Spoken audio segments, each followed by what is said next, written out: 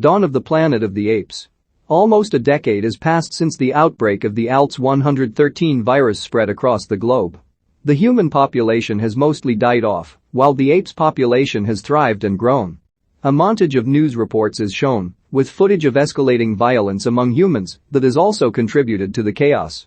Caesar, Andy Serkis, leader of the apes, is in the trees with his fellow simians. His lieutenant Toby Kebbell, keeps an eye out, then alerts Caesar when a herd of deer comes stampeding through the forest.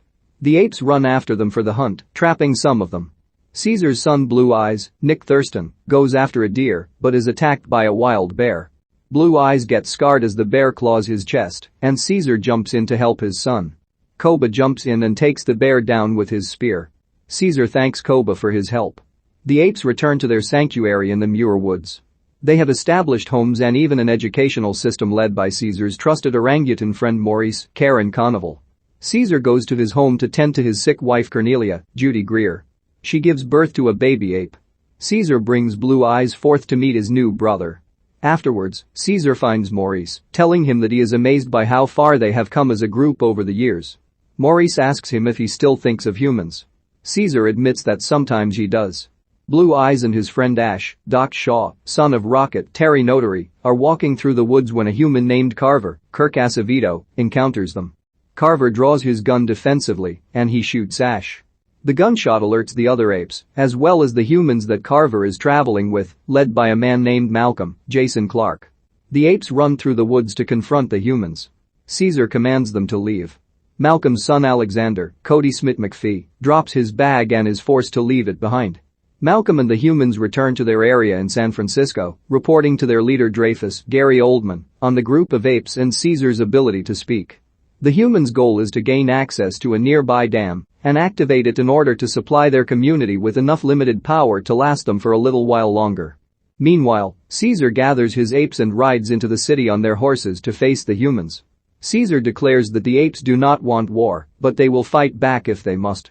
They also return Alex's bag to him, and Caesar tells the humans to never return to their sanctuary. Dreyfus addresses the humans, riling them up and fueling their distrust for the apes and their anger for what has happened. He speaks to Malcolm afterwards, who tells Dreyfus that if he is given enough time, he can convince the apes to let him get to the dam and take out the blockage to generate power. Dreyfus agrees and gives Malcolm 3 days to complete this task. Malcolm prepares himself to go out with a few humans. His wife Ellie, Keri Russell, a nurse, volunteers to go with him, but he wants her to stay home with Alex. Alex overhears and decides to join his father. Malcolm and his group travel back to the woods, leaving him to enter the sanctuary by himself. He is captured by guerrillas and taken before Caesar. Malcolm explains that he means no harm and only wants to get to the dam. He shows Caesar and the apes the facility with the power systems to prove it to them. Caesar allows Malcolm to carry through with the task, but first he and the others must hand over their guns. The apes break the guns apart. Koba approaches Caesar and expresses his distrust for humans, having been experimented on in the Gen-size labs, leaving him with multiple scars. He also doesn't seem to approve of Caesar's affection for the humans. Caesar, however, sees this as a chance to make peace with the humans. The humans set up a camp in the woods. One human, Foster, John Ayers, points out that what makes the apes stronger is that they don't require power in the same way that humans do, since they can adapt to their surroundings more easily. Carver also addresses Malcolm and Ellie, as they have each lost someone close to them from the virus, Malcolm's first wife and Ellie's daughter. Caesar and the other apes prepare for another hunt, but Koba is nowhere to be found. He has taken 2 other apes into the city, where they come across the humans in their compound using their firearms, essentially discovering their supply of weapons to use against the apes. Koba comes across 2 men, pretending to be a playful chimp, blowing raspberries and hooting. The 2 men order him to leave, still seeing him as a threat. Koba leaves with a snarl on his face. Malcolm, Carver, and Foster work in the dam to remove the blockage. They successfully blow it out, but Carver's leg is wounded. They return to camp for Ellie to treat him, while some apes, including Caesar, come by. Caesar's baby son goes over to the humans. Ellie and Alex immediately take a shine to him, finding him adorable. Carver is less welcoming. When the little ape comes over to a box containing a gun, Carver reacts on instinct and seizes the weapon, aiming it at the apes. Caesar grabs the gun from him and whacks him with it, furious. Malcolm calms Caesar down, and the ape throws the gun into the river. He orders the humans to leave. However, Malcolm and Ellie find Caesar as he tends to Cornelia, who is very sick and weak. Ellie offers to aid her with their antibiotics. Caesar gives them 1 day to stay to help his wife. Foster forcefully takes Carver back to the truck and locks him there. The humans return to the dam to finish their job. Koba comes back after warning the other apes of the humans' weapons supply and nearly attacks Alex. Malcolm protects him, but Maurice steps in and defends both humans. Koba angrily tells Caesar that he believes Caesar loves the humans more than he does the apes. Enraged, Caesar attacks Koba, beating his face until he decides he cannot kill him. Koba extends his hand to Caesar for forgiveness. Caesar accepts. Koba returns to the compound to find the same 2 men sharing a drink. He once again plays up the silly chimp act, entertaining the 2 men. They hand him their bottle for Koba to drink from, but he spits it out. With their attention diverted, Koba grabs one of their rifles and kills the 2 men. He leaves with the rifle, then later finds Carver sitting in the van.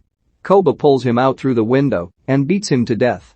By nightfall, Malcolm and his group have successfully reactivated the generator and are able to play music. Caesar guides Malcolm and the others to a higher level to show them the lights going up in the city. Cornelia has also gotten better. Just when everything looks fine, Koba appears with the rifle. Only Caesar sees him mere seconds before Koba shoots him. Caesar falls from the tree to the ground. Koba flees, leaving only the rifle and Carver's cap, which Blue Eyes comes across. Maurice tells Malcolm, Ellie, and Alex to run as the other apes become frightened and wild. Koba convinces them all that humans have shot and killed Caesar. He rounds up all the males and charges into the city as Malcolm and his family are forced to hide. The humans are celebrating the return of their power by dancing.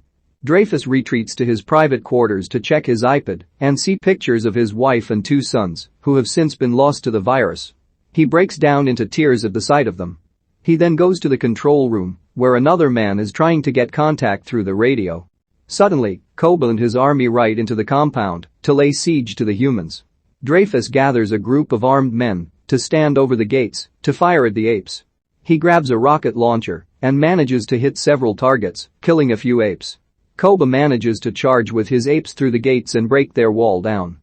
By daybreak, Koba and his followers have taken humans as prisoners, declaring that they now know what it feels like to be caged. They find 2 humans, one of which is swinging a post at the apes, which Koba grabs from him. He orders Ash to use it on the man, but Ash shows mercy and says Caesar wouldn't want this. In response, Koba grabs Ash and drags him to a balcony and hurls him over to his death. Meanwhile, Malcolm and his family find Caesar, alive but weakened. They take him away, and he leads them to his old home, where he was raised by humans. They begin to try and treat his wounds, just as the apes run through the city, now armed with the humans' guns. The apes that refuse to follow Koba have been locked in a bus. Blue Eyes sees Maurice, who tells him to protect himself. Blue Eyes finds Caesar's old home and sees Malcolm. He holds his gun up to Malcolm, but Blue Eyes cannot bring himself to shoot him. Malcolm tells him that his father is still alive, leading him to Caesar. Blue Eyes sees the bullet wound and growls at the humans, but Caesar tells him this was Koba's doing.